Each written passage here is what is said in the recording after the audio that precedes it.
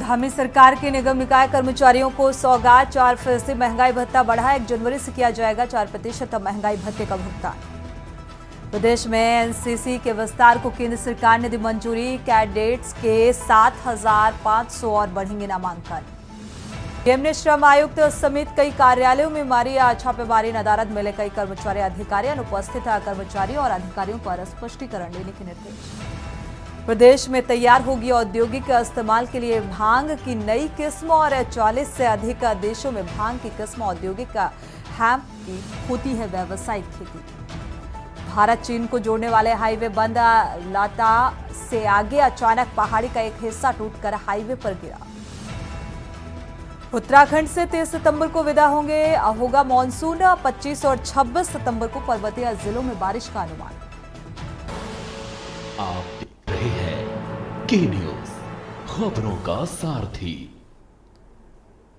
खबर उत्तराखंड के साथ मैं सूरी चौहान। खबरों की शुरुआत अहम खबर के साथ उधम सिंह नगर से खबर सामने आ रही है। रेस्टोरेंट में बियर न देने पर मारपीट का मामला सामने आ रहा है। बियर न देने पर दबंगों ने स्टाफ के साथ जमकर मारपीट की है। मारपीट का वीडियो भी सीसीटीवी में कैद हुआ और दबंग सत्तारूढ़ दल के ये बताए जा रहे हैं। सत्तारूढ़ पार्टी के नेता बताए जा रहे हैं। हालांकि मामले में रिपोर्ट दर्ज कर ली गई है और पुलिस अब इस पूरे मामले की तफ्तीश में जुटी हुई है।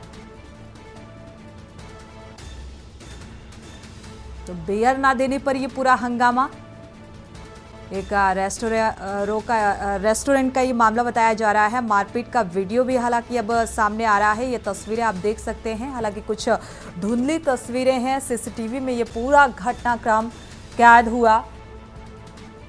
मामले की रिपोर्ट दर्ज कर ली गई है इन दबंगों के खिलाफ और अब इस मामले की तफ्तीश की जा रही है। उधम सिंह नगर से ये मामला सामने आ रहा है। बियर न देने पर दबंगों ने स्टाफ के साथ मारपीट की।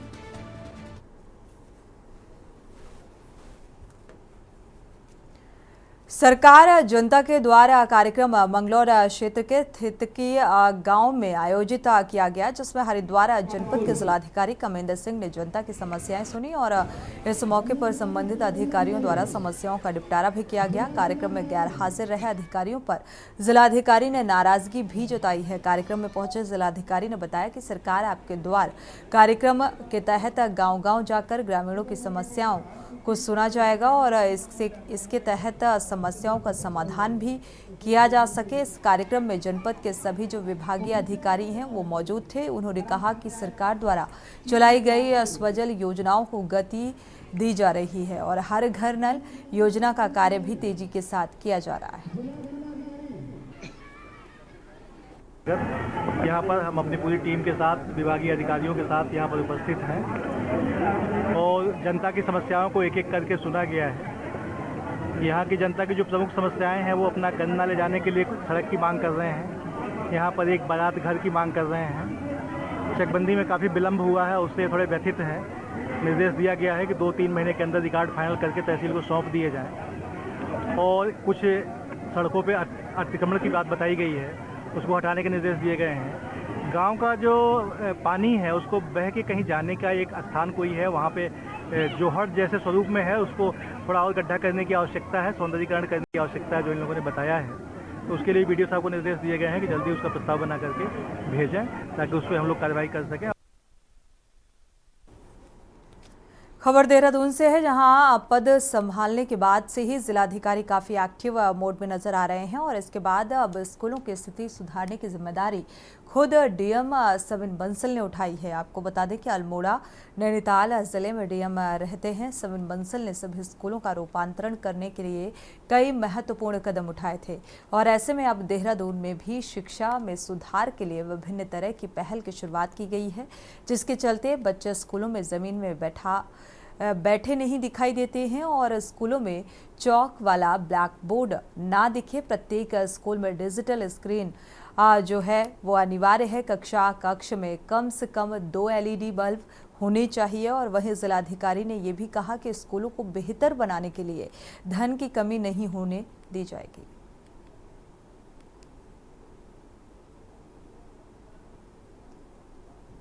हमारा रोड मैप 2 महीने का है, जिसमें स्कूल्स को आधुनिक बनाने की जो लक्ष्य हैं वो शिक्षा विभाग को दिए गए हैं।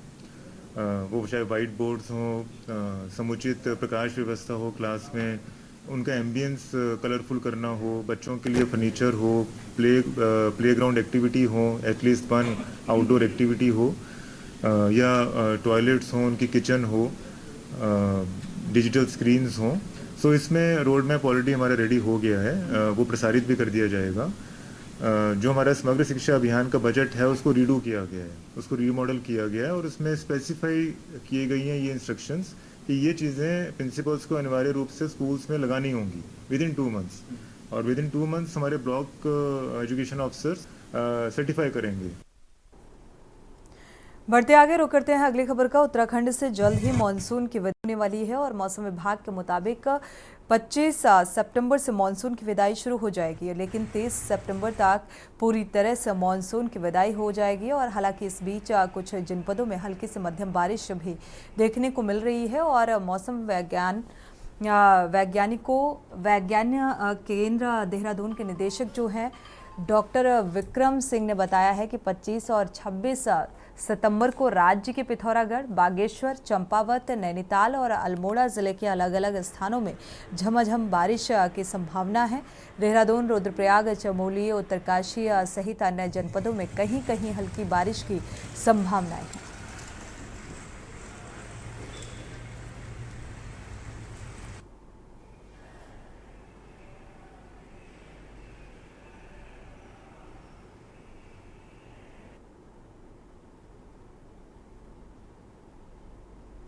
आप अगर विदाई करते मानसून की तो सितंबर में 25 के बाद एक शुरुआत होती है और करीब 30 के आसपास तक हमारे यहाँ से पूरी तरह से निकल जाता है, जो नॉर्मल डेट्स है।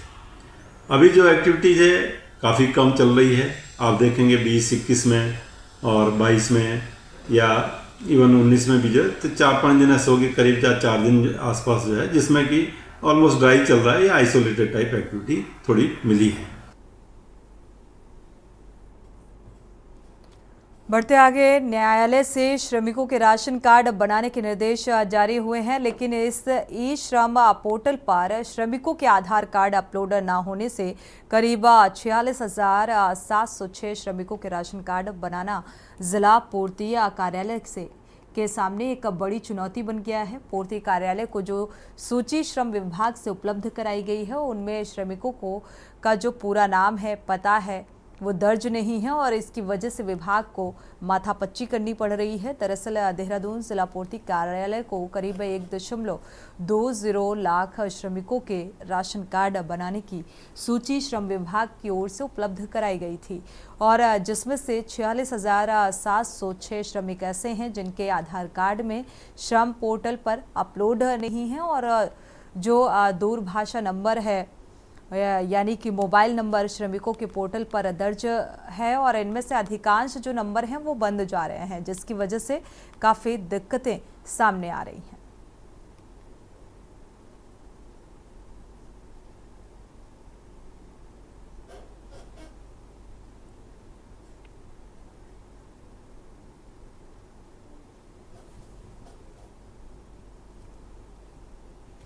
उत्तराखंड के कृषि और सैनिक कल्याण मंत्री गणेश जोशी के आय से अधिक संपत्ति अर्जित कर भ्रष्टाचार करने के मामले में सुनवाई कर रहे देहरादून विजिलेंस कोर्ट के जज मनीष मिश्रा का ट्रांसफर हो गया है। और आपको बता दें कि कुछ ही हफ्ते पहले ही विजिलेंस ने राज्य सरकार को एक चिट्ठी लिखकर राज्य सरकार की राय मांगी थी कि मंत्री के खिलाफ कार्रवाई की जाए या नहीं। इसके लिए राज्य सरकार को अक्टूबर के दूसरे हफ्ते तक अपनी राय विजिलेंस को सौंपनी थी और विजिलेंस ने इसके बाद कोर्ट को इस संबंध में अवगत कराना था कि लेकिन कोर्ट के पास विजिलेंस ये राय रखती उससे पहले ही जज का ट्रांसफर हो गया और इसको लेकर कांग्रेस लगातार बीजेपी पर हमलावर है।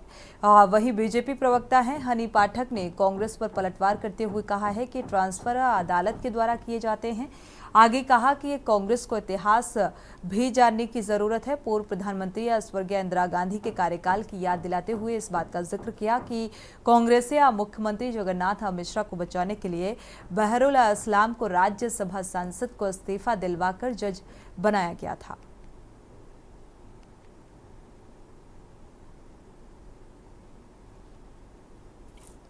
धर्म की छांव न ज्ञान का फल है, वो ऐसे वृक्ष के तले बैठे हुए हैं ये कांग्रेसी।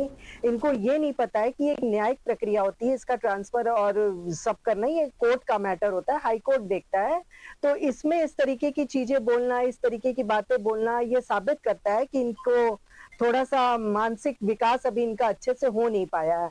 और लेकिन अगर इन तथ्यों से हट के मैं इनको एक बात और इनका इतिहास याद दिलाना चाहूं, तो ये अपनी तरीके से अपने जो इनकी तानाशाही चल रही है उस तरीके से ये सभी पार्टियों को अगर देख रहे हैं, तो ये इनको अपने इतिहास को देखना चाहिए था, अपने बहरुल इस्लाम जी को देखना चाहिए था, जिनको राज्यसभा सांसद के पद से हटवा कर इन्होंने हाई कोर्ट का जज बनवाया। फिर एक फैसले के लिए इन्होंने उसको हाई कोर्ट के जज से के बाद सुप्रीम कोर्ट का जज बनवाया रिटायर होने के बाद।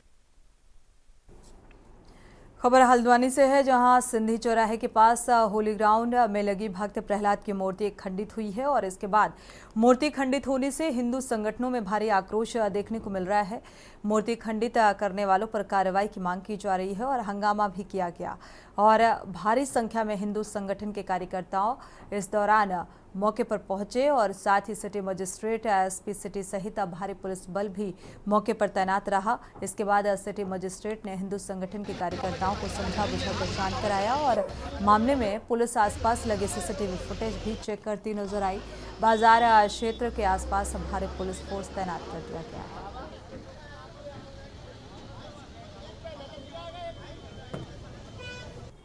नमस्कार, मैं दीपक अधिकारी, आप देख रहे हैं के न्यूज़। इस टाइम पे अगर हल्द्वानी के मंगल ब्लॉक पे जहाँ पे होली का ग्राउंड है, तो देख सकते हैं किस प्रकार से कल रात जो असामाजिक तत्वों द्वारा यहाँ पे होली का ग्राउंड में जो भक्त प्रहलाद है उसकी मूर्ति को खंडित कर दिया गया था, जिसके बाद हिंदू संगठन के लोगों ने यहाँ पर आके हाय हल्ला किया, जिसके बाद पुलिस प्रशासन मौके पर आई है और उसके बाद पुलिस की टीम लगातार मुस्तैद होकर यहाँ पे खड़ी है और तमाम चप्पे चप्पे पर नजर देख सकते हैं। हम होली का ग्राउंड के बाहर से खड़े हैं और पुलिस प्रशासन की टीम यहाँ पे खड़ी है और जिस प्रकार से हल्द्वानी की फिजा को खराब करने का जो लोग लगातार प्रयास कर रहे हैं, कहीं ना कहीं ऐसे लोगों पर सख्त कार्रवाई होनी चाहिए। और हिंदू संगठन द्वारा कल रात यहाँ पे जिस प्रकार से हाय हल्ला किया गया था, उसके बाद प्रशासन के तमाम लोग यहाँ पे पहुंचे, सिटी मजिस्ट्रेट यहाँ पर पहुंचे, सीओ सिटी नितिन लोनी यहाँ पर पहुंचे, तमाम पुलिस अधिकारी यहाँ पर पहुंचे और जिसके बाद उनके द्वारा उन लोगों को घर तो भेज दिया गया और आज कोतवाली पे हिंदू संगठन के लोगों द्वारा एक हनुमान चालीसा का पाठ किया जाएगा, जिसके बाद उनको कहीं ना कहीं जो सामाजिक तत्व है उनके खिलाफ एक ज्ञापन भी सौंपा जाएगा पुलिस प्रशासन को।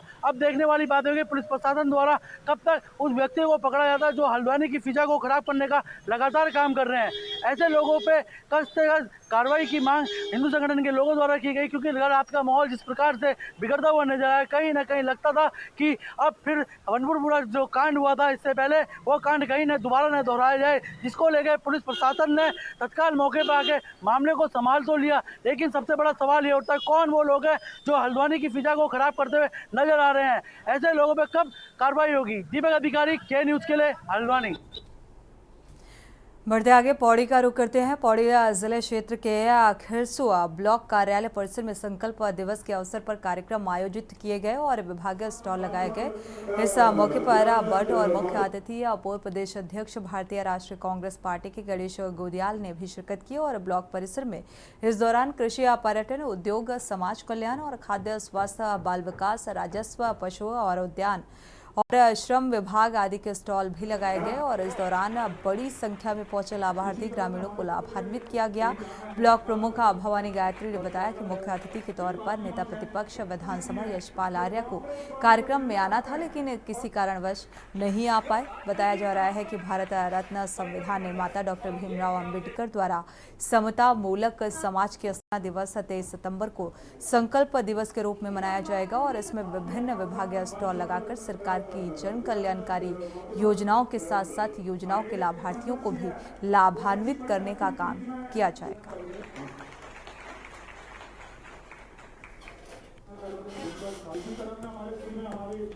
भारत रत्न डॉक्टर भीमराव अंबेडकर जी का जो 23 सितंबर को संकल्प दिवस समूह यात्रा जो निकाली थी, उसके उपलक्ष्य में आज हमने ये कार्यक्रम ब्लॉक मुख्यालय में रखा है, कृषि ब्लॉक में। तो उस संकल्प के दिवस पे अब ये कार्यक्रम बहुत ही भव्य रूप से मनाया जा रहा है और ये हमारा पहला ब्लॉक है 15 ब्लॉकों में से कि जो मैंने यहाँ पे भीमराव अंबेडकर जी की मूर्ति की स्थापना की है। देखो, इसमें नेता प्रतिपक्ष यशपाल आर्य जी से हमारी वार्ता होती रही है। कई टाइम 1 महीने से हमारी ये चल रही थी वार्ता कि मैं पहुंचूंगा, पर किसी कारणवश वो अभी कल तक भी यही अपेक्षा थी कि नेता प्रतिपक्ष हमारे यशपाल आर्य जी कृषि ब्लॉक आएंगे, पर किसी कारणवश वो नहीं आ पाए। तो हमारे गणेश गोदयाल जी यहाँ पे, हमारे जो पूर्व प्रदेश अध्यक्ष, लोग बहुत ही लोकप्रिय नेता हैं, तो वो यहाँ पे पहुँच गए हैं, हमारे कार्यक्रम में सम्मिलित हुए। बाबा साहेब आम्बेडकर सिर्फ एक नाम न होकर एक विचार, जो विचार लोगों को समानता का अधिकार देता है, जिस विचार के साथ लोगों को एक नई उम्मीद जगती है, वो बाबा साहेब आम्बेडकर। और अच्छी बात है कि हमारी प्रमुख जी के प्रयास से यहाँ पर ये मूर्ति लगी। हम उनके इस प्रयास का बहुत बहुत अभिनंदन करते हैं, उनका स्वागत करते हैं। अच्छी बात। अतीत में क्या हुआ क्या नहीं हुआ मैं नहीं जानता, लेकिन जहाँ तक मेरी बात है, प्रमुख जी का ये मानना था कि मैं इसका उद्घाटन करूँ, लेकिन मैंने कहा कि भाई चूंकि ये शासकीय धन से ये मूर्ति बनी है, इसकी स्थापना शासकीय धन से भी है, तो चूंकि मैं किसी शासकीय पद पर नहीं हूँ, तो इसलिए मेरे हाथों से इसका उद्घाटन हो, ये आप डीएम को पूछ लीजिए। और तब जाके उन्होंने डीएम से बात की। डीएम ने कहा कि भाई हम तो किसी मंत्री या कोई विधायक लोकल का हो तो उनसे कराएंगे। तो बाद में यहाँ के जो स्थानीय विधायक और मंत्री हैं उनको ये मौका मिला, अच्छी बात है।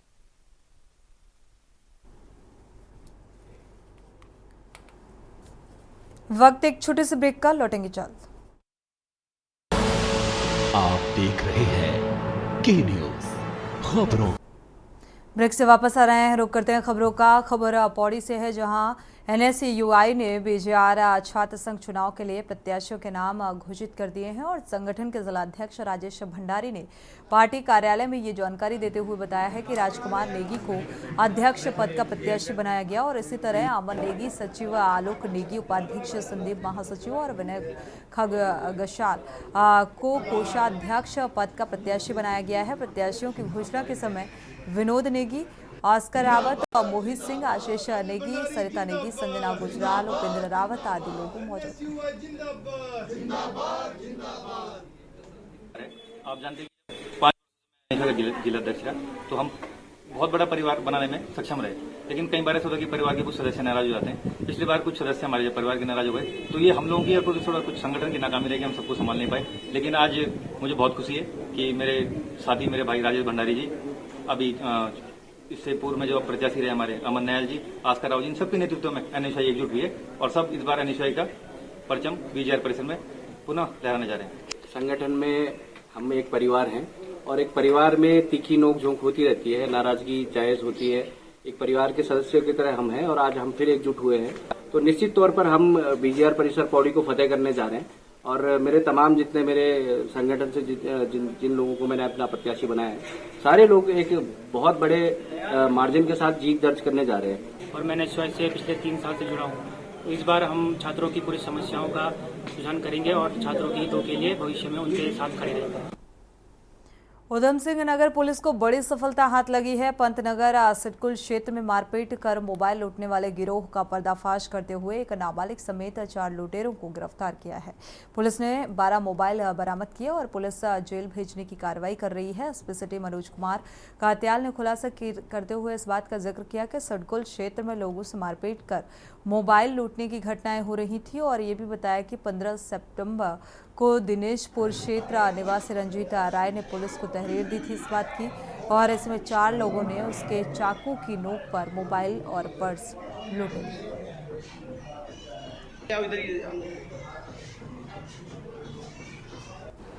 उधम सिंह नगर के जो औद्योगिक क्षेत्र है उसमें कुछ आपराधिक घटनाएं जो है मोबाइल स्नैचिंग की ये जानकारी में आ रही थी। इसके बाद दिनांक 15/9 को एक घटना हुई जिसमें एक व्यक्ति के साथ जो है मारपीट करके उसका मोबाइल, पर्स और आधार कार्ड इत्यादि लूटा गया।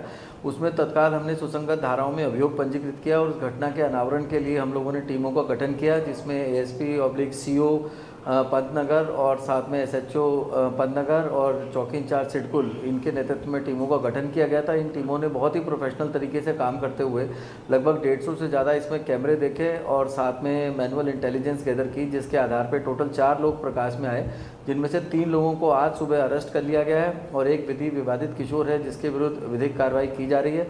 इन लोगों से टोटल 12 मोबाइल बरामद हुए हैं जिसकी कीमत लगभग 4 लाख रुपए है, क्योंकि एक मिडिल क्लास के व्यक्ति के लिए एक मोबाइल बहुत इम्पॉर्टेंट एसेट है उसका, तो इससे डेफिनेटली वहाँ पर इन छिनैती की घटनाओं में कमी भी आएगी और हमारा प्रयास रहेगा कि एक सुरक्षित और एक अच्छा माहौल हम लोग सिडकुल में दे पाएँ। इसके लिए हम लोग लगातार प्रयासरत हैं।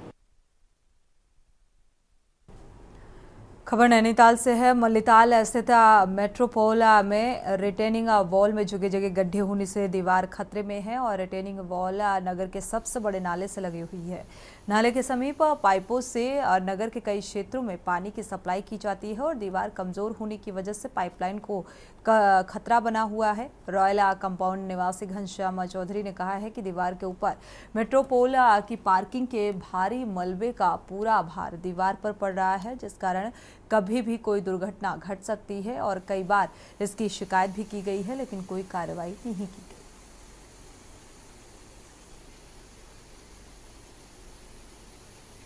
यहाँ पर जो का मलबा आया था, मेरे ख्याल से आधा मलबा वैसे ही बह गया होगा। मलबा यहीं का तब से पड़ा है और एक कभी कोई दुर्घटना हो सकती है।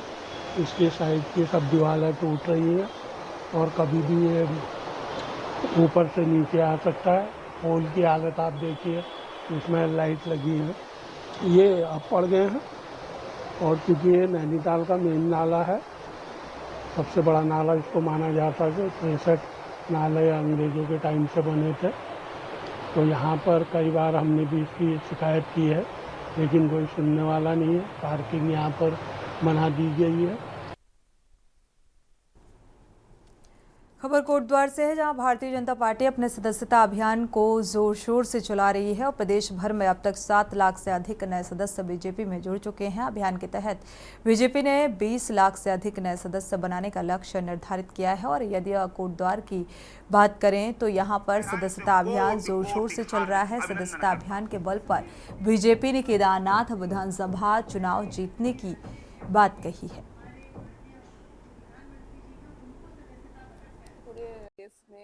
सदस्यता अभियान चला रही है और हम लोग भी बढ़ चढ़ के हिस्सा ले रहे हैं कि हर गांव का एक हिस्सा, कोई भी हिस्सा छूटे ना, कोई व्यक्ति ना छूटे भाजपा की सदस्य ग्रहण करने के लिए। और भाजपा की सदस्य ग्रहण करके एक विकसित भारत के संकल्प को और सशक्त बनाना चाहिए। एक ये हर किसी का एक कर्तव्य रहता है और हम ही सभी इसमें जोर शोर से काम कर रहे हैं और उम्मीद करते हैं कि सभी इसकी सदस्य बने। दूसरा प्रत्याशी के चयन के लिए देखो, पार्लियामेंट्री बोर्ड ने तय करना है और भारतीय जनता पार्टी तो चुनाव के लिए तैयार रहती है। विशेष रूप से केदारनाथ में पार्टी के बूथ स्तर पर तैयारी हो गई है, तो जिस दिन भी चुनाव घोषणा करेंगे डेट की, तो निश्चित रूप से प्रत्याशी की भी घोषणा हो जाएगी और हम बहुत मार्जिन से विजयी होंगे। अभी